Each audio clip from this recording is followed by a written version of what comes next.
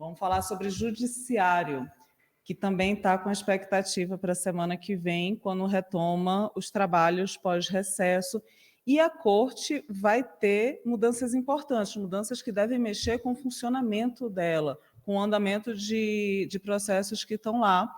Sai, como é que se diz? Deve sair, ainda não saiu, vai sair Rosa Weber, vai entrar Cristiano Zanin, e é sobre o que a gente pode esperar do judiciário, que eu também trago para uma conversa Renato Ribeiro de Almeida. Renato, ele é doutor em Direito pela USP, e ele é mestre em Direito Político e Econômico pela Mackenzie. Tudo bom? Como vai, Renato? Está me ouvindo? Está tudo ok aí? Estou ouvindo bem. É prazer falar com você, Júlia, e com todos que estão nos assistindo ao vivo para essa conversa, esse bate-papo que teremos. Que bom.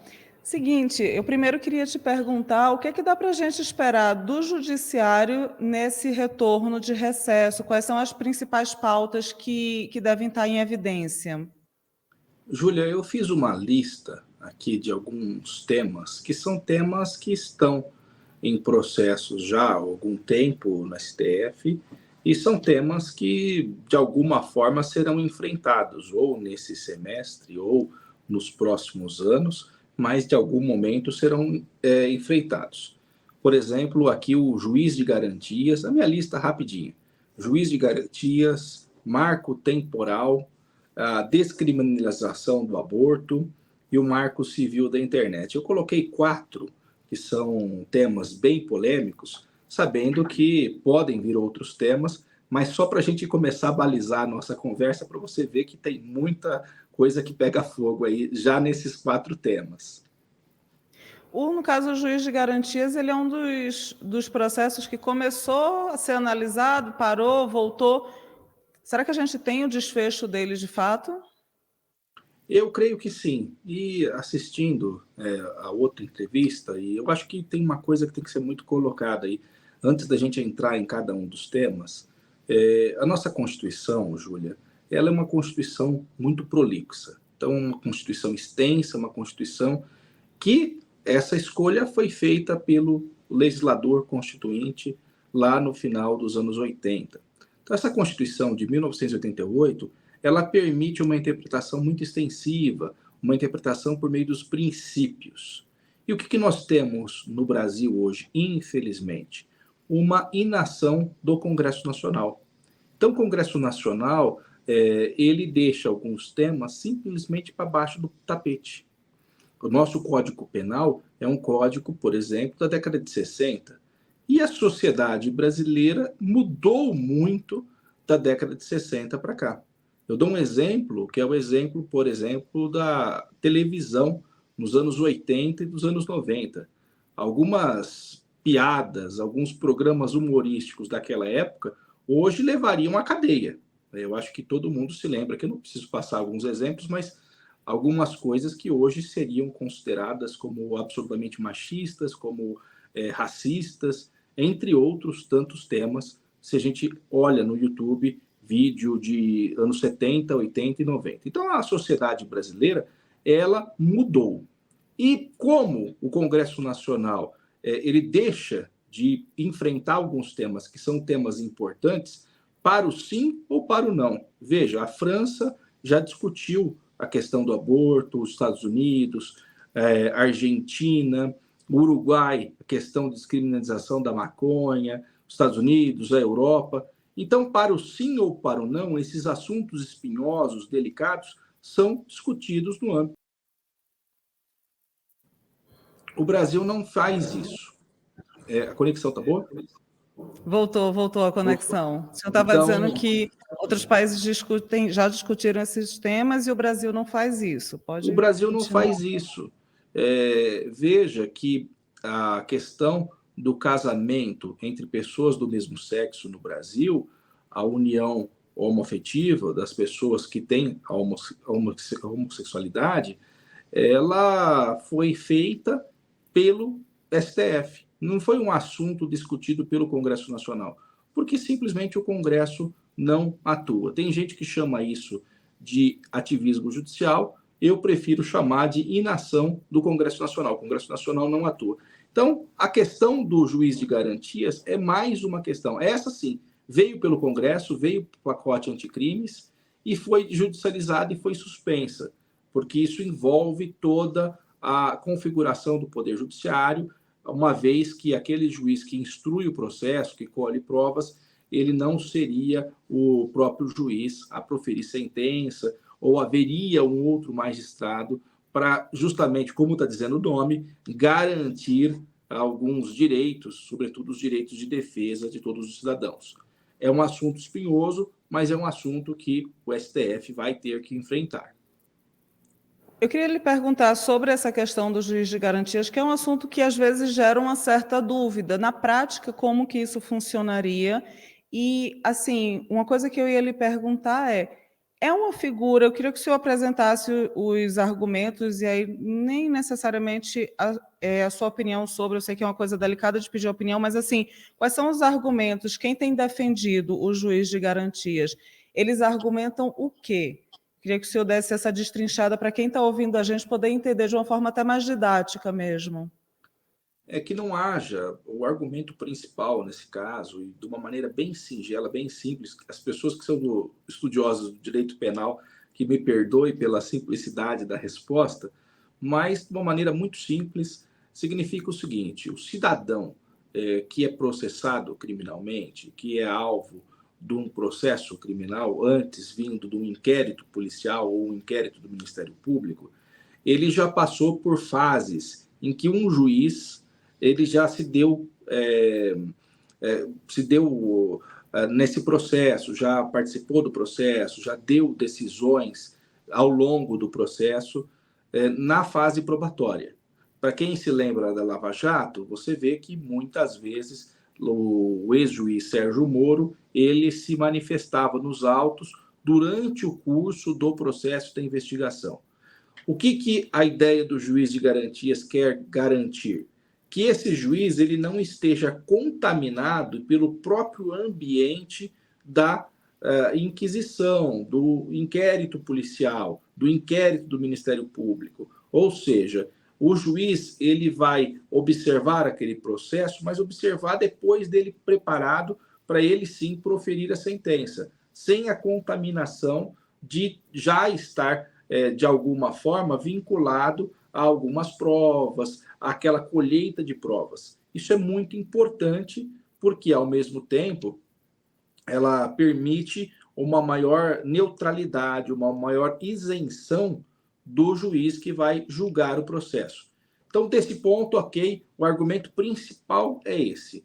O argumento de quem é contra a medida, e também faz sentido, é que nós temos claramente no Brasil uma falta de magistrados.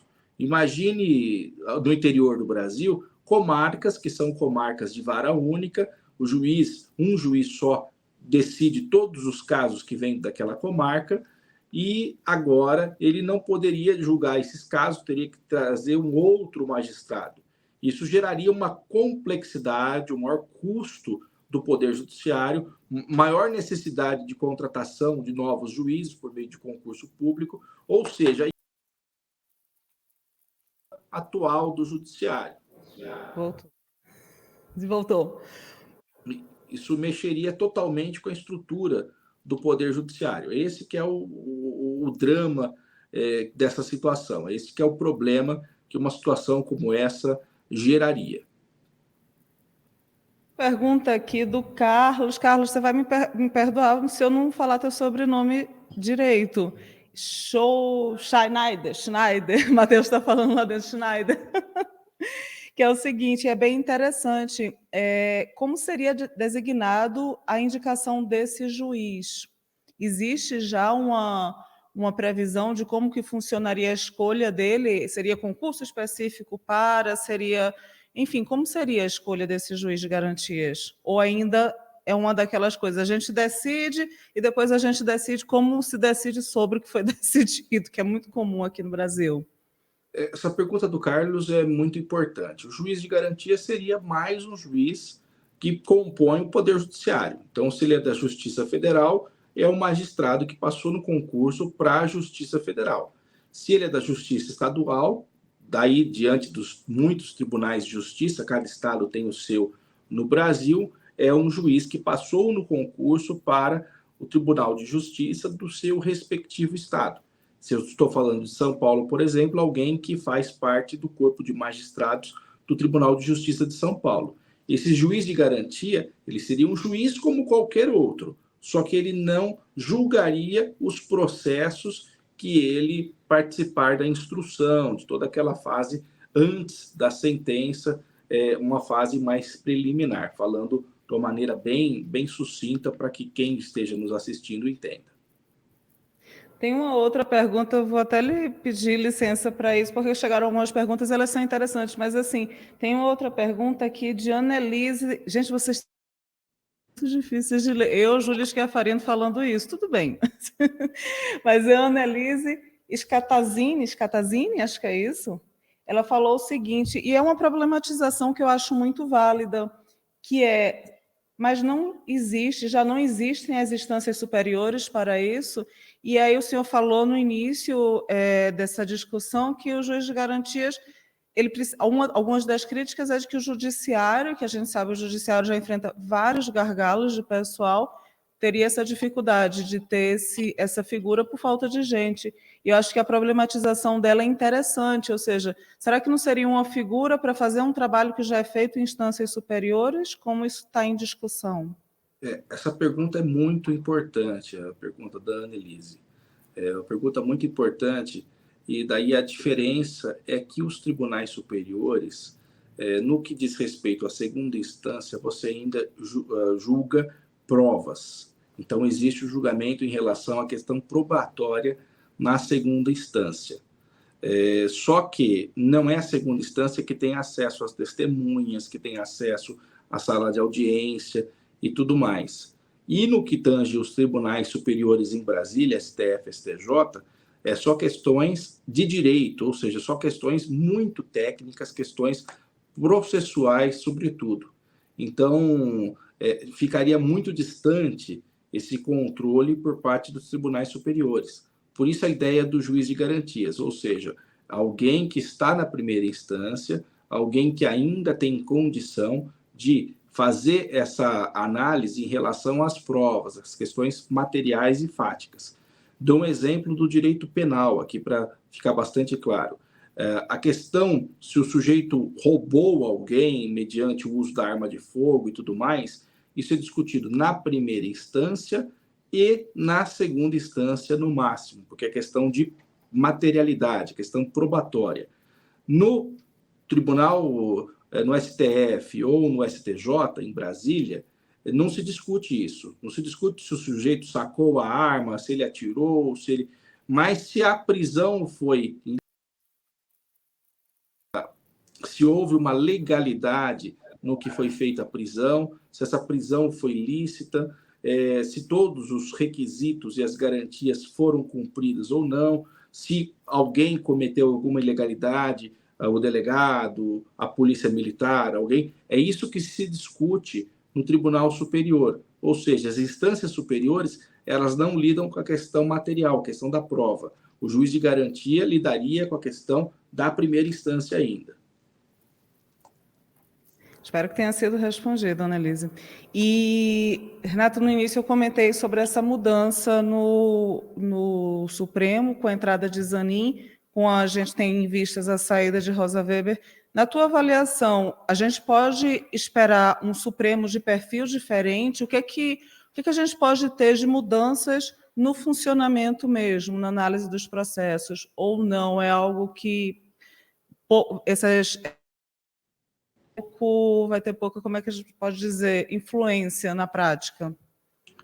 Eu não vejo tanta influência na prática. O Supremo Tribunal Federal ele se comporta como um órgão de cúpula, um órgão colegiado e cada vez mais de uma maneira muito institucional.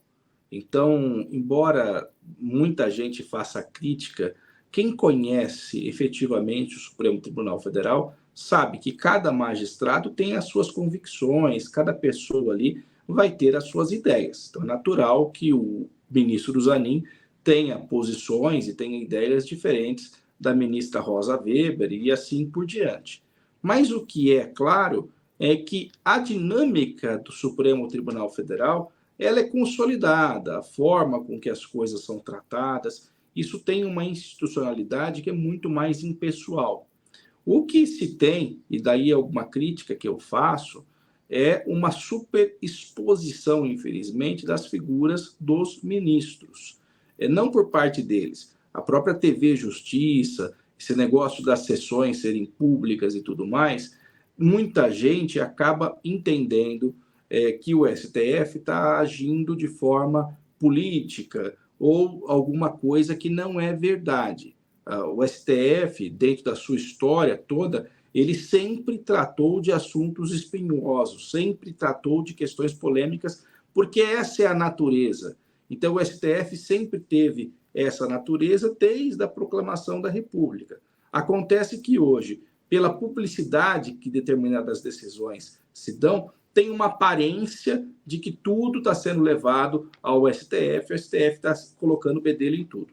Não é assim. O que acontece é que é um tribunal justamente para tratar de questões delicadas. E no que tange esses processos que são espinhosos, pela ausência de atuação do próprio Congresso Nacional, isso se torna ainda mais claro. Mas caberia ao Congresso Nacional colocar esses assuntos em discussão para aprovar ou para rejeitar. A questão do aborto, eu acho que não pode jogar por baixo do pano, tendo em vista que é um assunto que está na ordem do dia, as pessoas comentam na rua e tudo mais. Então, há parlamentares que são contra, há parlamentares que são a favor. Por que não votar um assunto como esse? Assim como, por que não trazer uma discussão séria sobre a união civil de pessoas do mesmo sexo, o casamento homoafetivo? Isso nunca foi trazido, o STF foi lá e decidiu. Mas decidiu por quê? Porque era uma necessidade da sociedade, uma sociedade que mudou e que o Congresso Nacional, infelizmente, nada fez. Esse é o assunto que eu acho que vai chegar. O marco civil da internet também.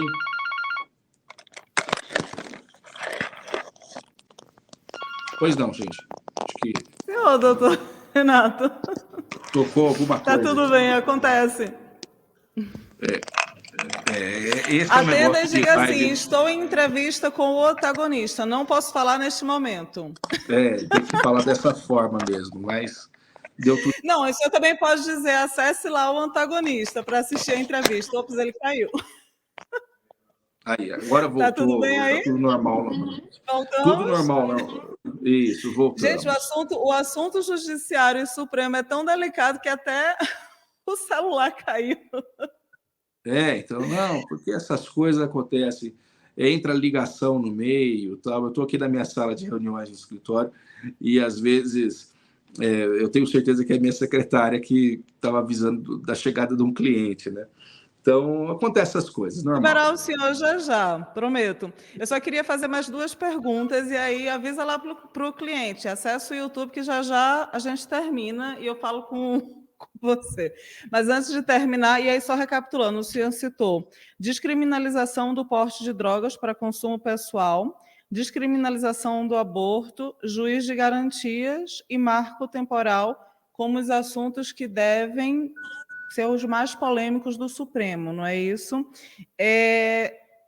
Não sei se o senhor tem algum ponto a acrescentar dentro disso. E aí tem só mais uma coisa, para não tomar muito seu tempo, que é o seguinte, a gente também tem a questão da PGR.